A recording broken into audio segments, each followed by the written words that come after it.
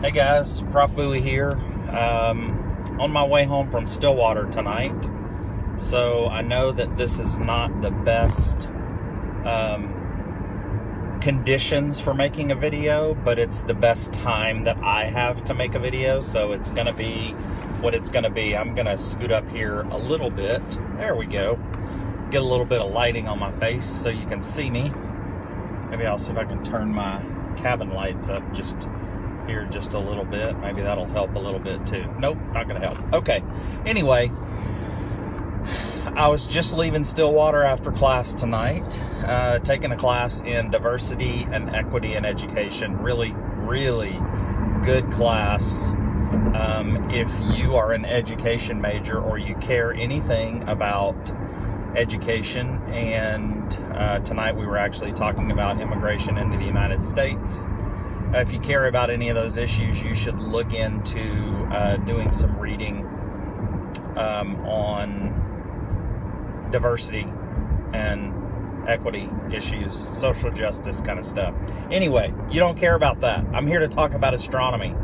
I saw the moon. I thought of you guys. I know a lot of y'all are starting to work on your moon log, and so I wanted to talk to you a little bit about that. I want to give you some ideas on when to look for the moon right now.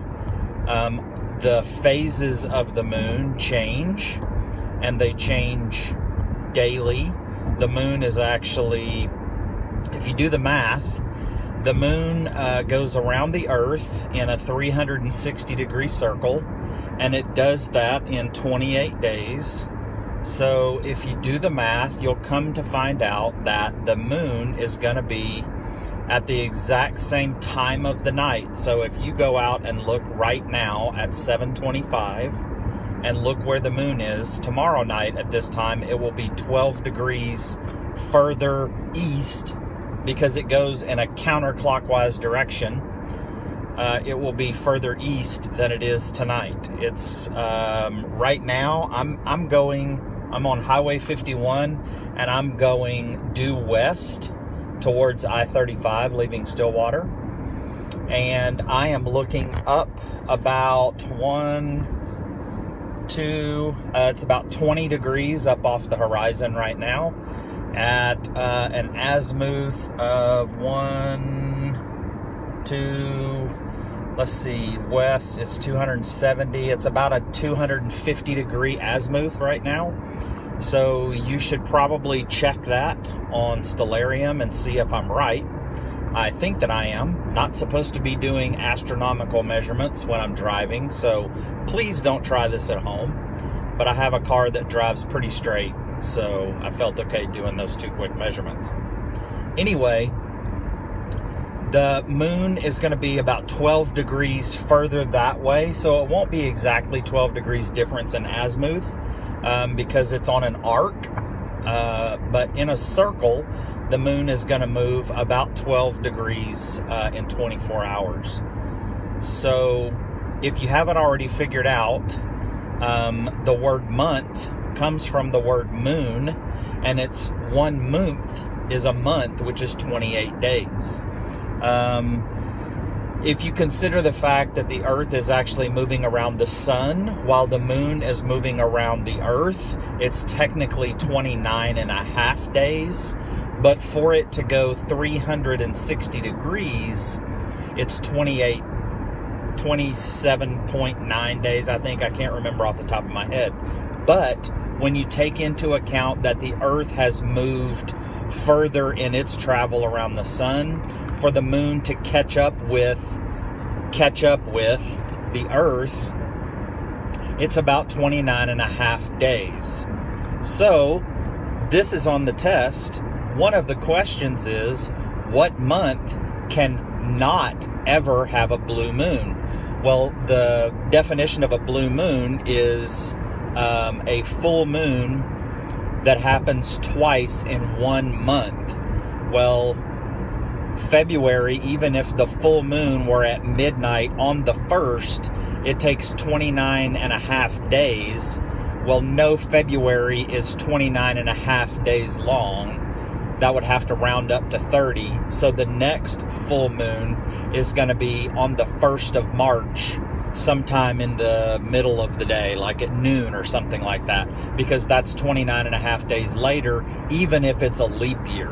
So you may need to rewind that part of the video to go back and hear what I just said, but I think that's an important concept. So, phases of the moon. Let's talk about what we're looking at with the moon right now.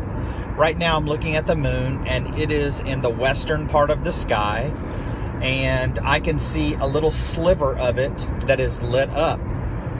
Well, the little sliver that I'm seeing is only because of my position from the Earth looking at the moon. That said, there is actually a full disk of the moon that is lit. If I were standing between it and the sun, I would be seeing a full moon. But because of where I am on Earth, no, not because of where I am on Earth, because I am on Earth, the moon is almost between me and the sun. If the moon were exactly between me and the sun, it would be like 2 days ago, and it would be a new moon. So the side between me and the sun is completely lit. Therefore, the side on the Earth side of the moon is not lit at all. Hence, a new moon. Plus, the fact that the moon is in the same part of the sky, a vocabulary word called conjunction. They're in the same part of the sky. I can't see the lit side of the moon. So as the moon begins to revolve around the Earth, it takes 29 and a half days to do that, I can see right now, for this part of the moon, I can see more and more of the moon being lit up until eventually it's 180 degrees from a new moon, which would then be a full moon, and the moon would be rising just as the sun sets. That means that the moon and the sun are in opposition. They're in the opposite sides of the sky. So I would see the entire full lit disk of the moon. So what does that mean to you right now? That means that right now, when you go out and look at the moon, you're going to see a little sliver, and it's going to be waxing. It's going to be waxing on. It's going to be increasing the amount of lit that you can see each day until it gets to the first quarter, which means it would be in quadrature. Okay, I'm going to break quadrature down for you. I've already given you 2 vocabulary words. Conjunction, where the things join together in the sky. They're in conjunction, like a conjunction in a sentence. And then you have opposition, which has the word opposite in it. And then quadrature. So that's when the sun is in the west and the moon is due south. That's exactly 90 degrees. The earth and the sun and the moon make a 90-degree angle in the sky. Why is it called quadrature? Quad is 4. There are 4 cardinal points, and there are 90 degrees of azimuth between each one. So quadrature, quad, that's 90. 90 plus 90 is 180, plus 90 is 270, plus 90 is 360. That's a 360-degree circle. That's where the word quadrature comes from. So when you see quadrature, you need to think 90 degrees. When you see opposition, you need to think opposite parts of the sky. When you see conjunction, you need to think 2 objects are conjuncted or joined together at a position, an apparent position in the sky from Earth's vantage point. So right now, you should be going out and looking for the moon shortly after sunset. Right now, you won't be able to see it very well in the sky during the daytime because it's pretty close to the sun. Now, as it gets more and more lit, so over about the next 4 days, you'll be able to see it more and more, and you may be able to see the sun during the daytime if you know where to look for it. In about 4 days' time, it's going to be in quadrature, which means it'll make a 90-degree angle. So to find the moon in the sky during the daytime, you point at the sun with one arm, you make a 90-degree angle with your other arm, and look up in the sky in that direction, and you will find the moon, I guarantee it. If I said see the sun in the sky just a minute ago, I meant the moon, not the sun. Hopefully, you can see the sun in the sky pretty easily. If you can't, let's talk about getting a vision test.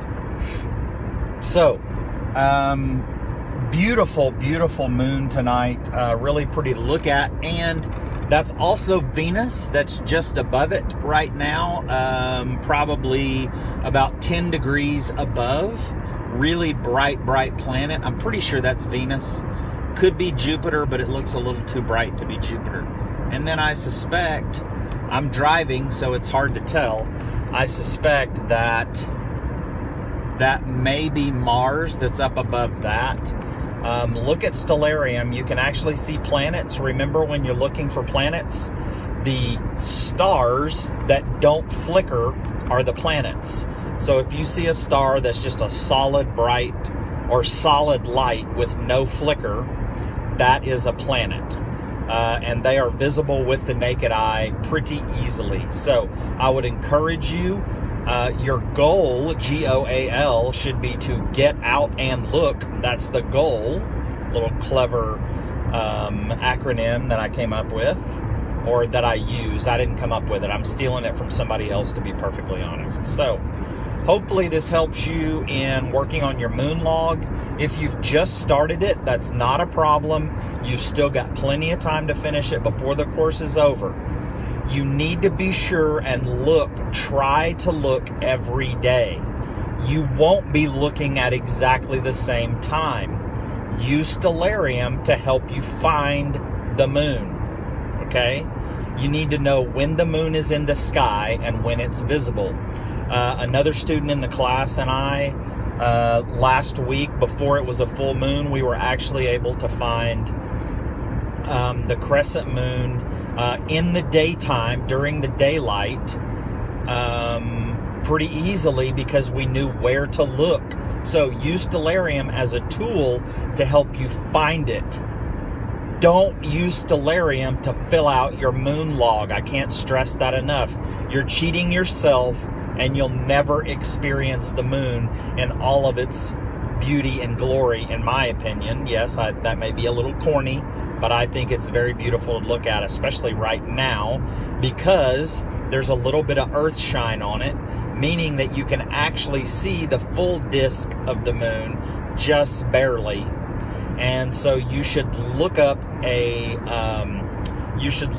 see. I would challenge you to see if you can find what that's called, when you can see a little bit of the moon, of the full disk, but you see a really bright crescent kind of on the bottom part of it. So always remember, when you're looking at the moon, the bright part of it is towards the sun. So you got to think spatially. That's a very abstract way to think. You need to think about where the sun is. It just set. So it's out here in the west right now, below the horizon, and it's shining up this way, lighting up the bottom part of the moon that I can see. So, hope that's helpful. Sorry that I talk so long. I usually try to keep my videos shorter, in the 5 to 6 minute range, but this was a little better explanation of the moon. You'll probably get some of this later, but you won't get those bonus vocabulary words, probably. You'll read about those in your workbook when you're working, and hopefully they will make sense to you. So, as if I was signing off on the phone, I was about to say I love you guys. And I do love you in the way that Christ loves everyone. So I hope you guys have a great rest of the week. If you have questions about working on your moon log or anything that you're doing this week with the assignments that are listed in the course, so like history of physics and astronomy, I'm trying to think of what the other things are that are due this week, and I'm drawing a blank right off the top of my head. So hope you have a great week. Let me know that if there's something that I can do to help you or to clarify something. Please use the videos that Dr. Winslow's made. They're very valuable in helping you understand things. Take the quizzes, do the work, put the time in to this course. I promise you it will pay off on test, and it will pay off on your understanding in this course. So I'm going to be driving much faster now as I get on the interstate, so I'm going to sign off for now. Hope you guys have a great rest of the week, and I will talk to you later. Let me know if you have questions. Bye.